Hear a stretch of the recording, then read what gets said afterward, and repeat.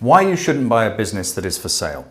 Well, first of all, you need to realize that deals are everywhere. You just need to learn to look for the signposts. For a start, to find deals, you need to position yourself to be looking for deals in the first place. You have to think about where the deals are. It's very tempting to Google businesses for sale, but that will just suck you into a bunch of brokers' websites or businesses for sales websites and turn you into a busy fool. When you contact brokers, the business owners already have an expectation around the deal structure and the amounts of money they're looking for. And that can be a really toxic and challenging place to try and talk them back down from. Brokers are a real pain in the arse for manipulating the profit figures and then giving the seller the idea that they can get huge multiples of this new invented profit. Quite often that's because the broker is charging an upfront fee. So really their business is less about selling companies and more about signing people up to get the upfront fees. Also, a vendor company's broker selection is often dependent on who gave them the best deal. If two brokers say your business is worth $1 million, but one of them says it's worth $3 million, people don't tend to question where the other $2 million came from. They tend to sign up with the broker that tells them they can get $3 million. Invariably, the business might end up selling for $1 million and the broker still gets his commission, but the inflated price was used to get them on board in the first place. Sometimes it takes a year for somebody to realize this, but sometimes they can have their business listed for 5 or even 6 years before they realize this.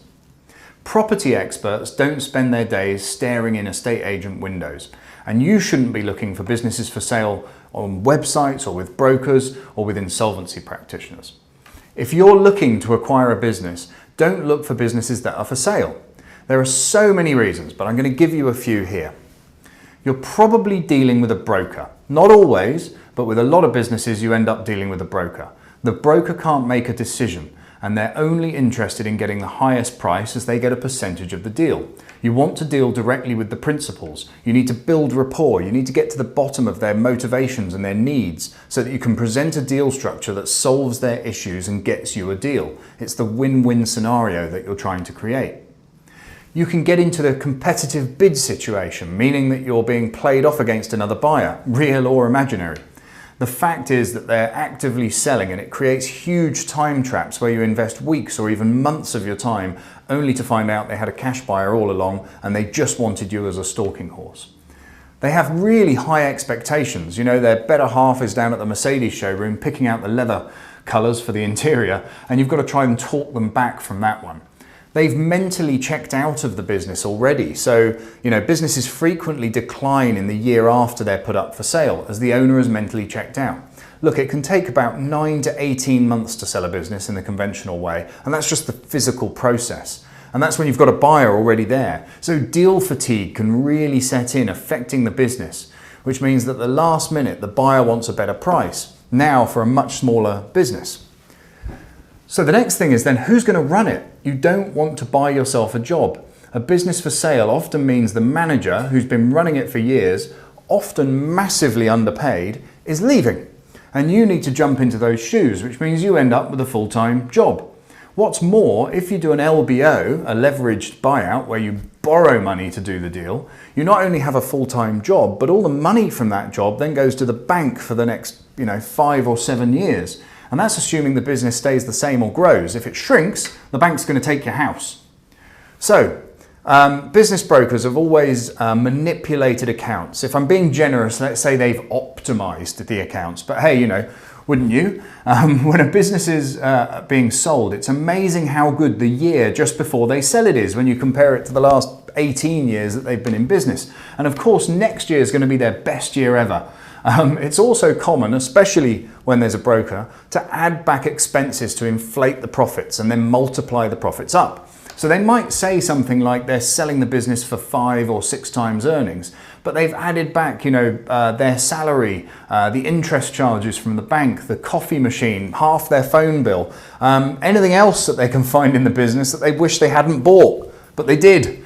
So the premise being, and it's quite a logical argument, the premise being that you're not going to incur these costs, so it's a true underlying profit. You can't blame them for trying.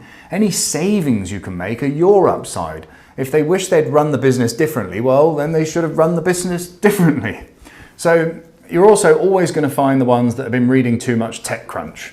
You always get the guy who's decided they want to sell, and they've created this amazing brand, culture, product, whatever it is. So amazing that it only generates 100 grand's worth of sales a year, but somehow it's worth gazillions. A little naivety and a copy of TechCrunch, I think, is all you really need to massively inflate the ego and the price tag of a pretty bog standard business.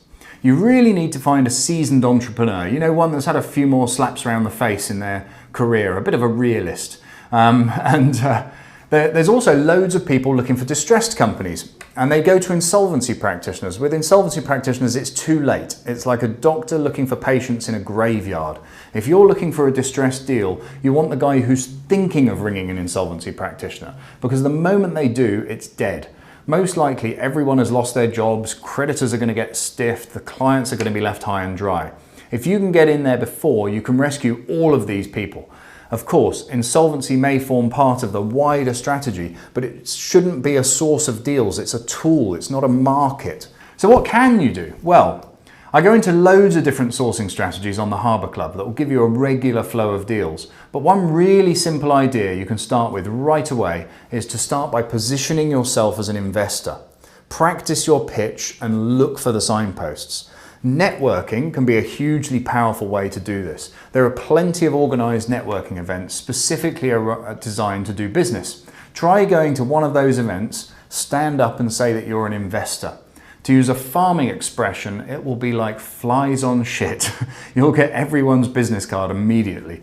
You just have to weed out all the kind of real estate deals and business startups to get to the real businesses underneath. But it doesn't have to be that kind of structured networking if that doesn't get you interested. Every meeting, every dinner date, coffee break could be a new opportunity. In fact, your next deal is probably a number saved in your mobile phone. Think about it. If you have hundreds of people in your phone, none of them know that you're an investor in small to medium-sized businesses. Why not make a list of 30 of the people that you haven't spoken to for ages and call them up for a chat? Start by seeing if you can help them. I call this the karmic deficit. Help them and they feel compelled to help you. So is there an introduction you can make or some way to support them? And then say what you're looking for and see if they can help. This exercise is also hugely useful for getting comfortable in your own skin with what you say and how you deal with the common questions that come up after that. After about the 30th one, you're going to sound like you've been saying it for years and you're ready to be dropped straight into a live fire scenario. You also need to learn to look for the signposts. Our brains have become very powerful filters that just ignore everything that's non-core, and you need to tune in to deal opportunities. It sounds simple, but most people just aren't listening. They're just waiting to say what they want to say next. And if you really listen, you'll find that there are deals everywhere in everyday conversations. There was a guy called Andrew who did the very first Harbour Club back in 2009. He went straight on holiday after he'd finished the course, and on his holiday trip he actually ended up buying a lighting manufacturing business from a lady he met at a dinner party. A week before that, it would have just been an interesting conversation with a person who moaned a bit about their business. But because Andrew was tuned in, he found a deal.